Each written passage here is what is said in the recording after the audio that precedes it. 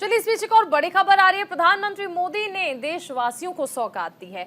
PM ने 9 Vande Bharat train की सौगात दी है। 11 राज्य से होकर गुजरेगी वंदे भारत ट्रेन। वंदे भारत को लेकर लोगों में उत्साह देखने को मिल रहा है। पर्यटकों की संख्या बढ़ने से अब रोजगार बढ़ रहा है। वंदे भारत जल्द ही पूरे देश को जोड़ेगी। अब ट्रेन ज्यादा आधुनिक और आरामदेह हो चुकी हैं। लोगों का कीमती समय बचाने की कोशिश जो है वो की जा रही है। पहले रेलवे के आधुनिकीकरण पर ध्यान नहीं दिया गया था, लेकिन अब भी ध्यान दिया जा रहा है और इसी के अंतर्गत आप देखिए कि वंदे भारत ट्रेन जो है आज वो दी गई है। प्रधानमंत्री मोदी ने 9 वंदे भारत ट्रेन को हरी झंडी दिखाकर रवाना किया और 11 राज्य से होकर ये ट्रेन जो है वो गुजरेंगी।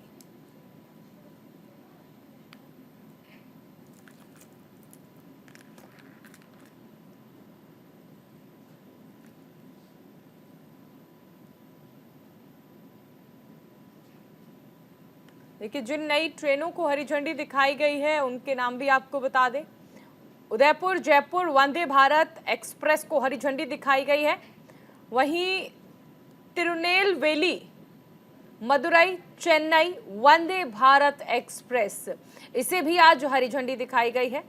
वहीं तीसरी ट्रेन की बात कर लें तो हैदराबाद बेंगलुरु वंदे भारत एक्सप्रेस को भी आज हरी झंडी दिखाकर रवाना किया गया। विजयवाड़ा से चेन्नई यानी रेनीगुंटा के रास्ते जाने वाली वंदे भारत एक्सप्रेस को हरी झंडी दिखाई गई है। पटना हावड़ा वंदे भारत एक्सप्रेस जिसे आज रवाना किया गया है।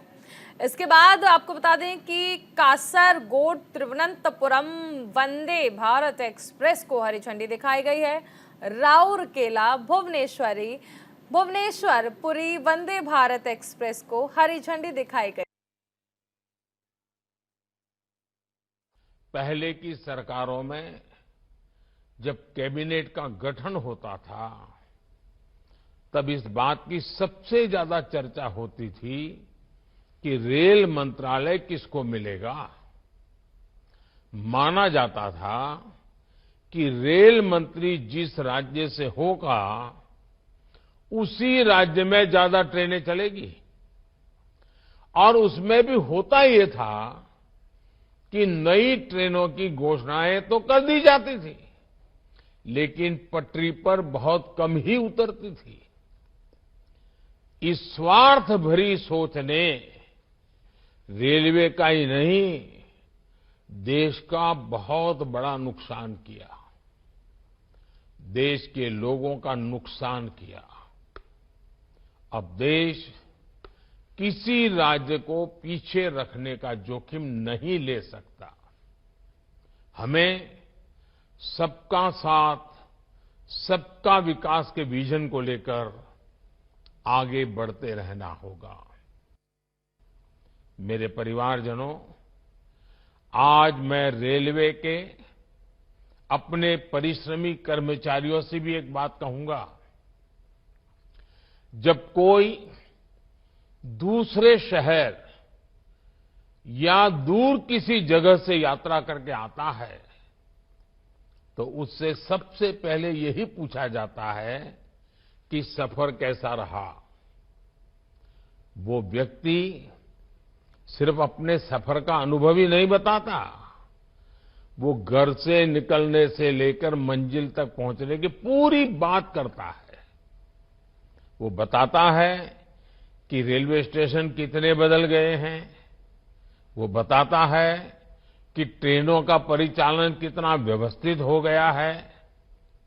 उसके अनुभवों में टीटी का व्यवहार, उसके हाथ में कागज की जगह टैबलेट, सुरक्षा के इंतजाम, खाने की क्वालिटी, सब प्रकार की बातें होती हैं।